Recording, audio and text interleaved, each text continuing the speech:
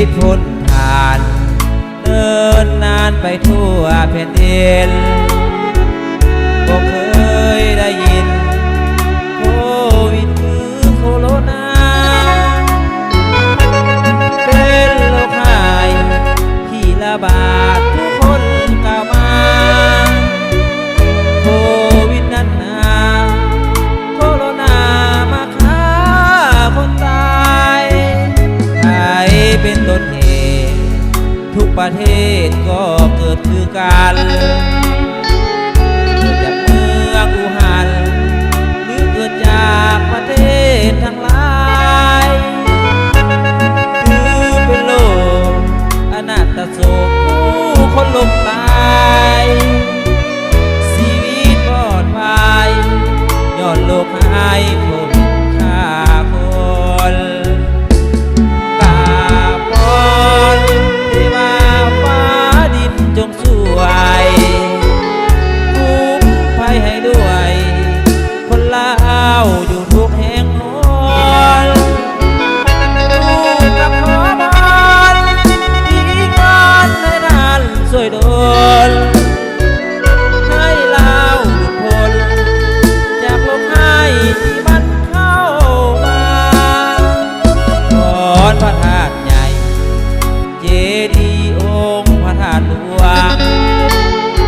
ภาษาลาวทั้งปวงกราบไหว้เคารพบูชาวอนพระเจ้าองค์ใหญ่ก็ใส่สิทธาปกป้องช่วยชาวภาษาจากโรคภัยโควิดนี้เอ่ย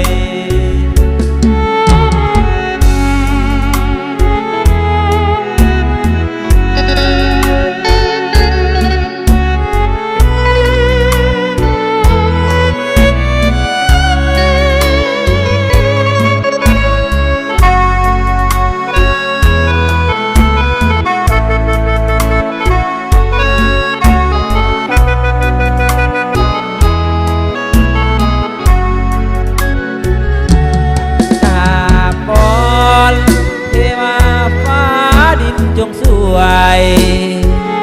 คุ้มภัยให้ด้วยคนลาวอยู่ทุกแห่งหน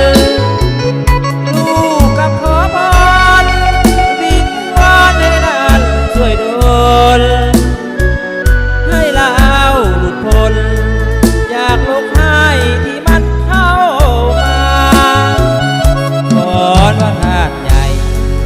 เจดีย์องค์พระธาตุหลวงภาษาลาวทั้งปวงกราบไหว้เคารพบูชาวอนพระเจ้าองค์ใหญ่ก็ใส่สิทธาปกป้องช่วยชาวภาษาจากโรคภัยโควิดนี้เอ่ยปกป้องคุ้มชาวภาษาพ้นโรคภัยโค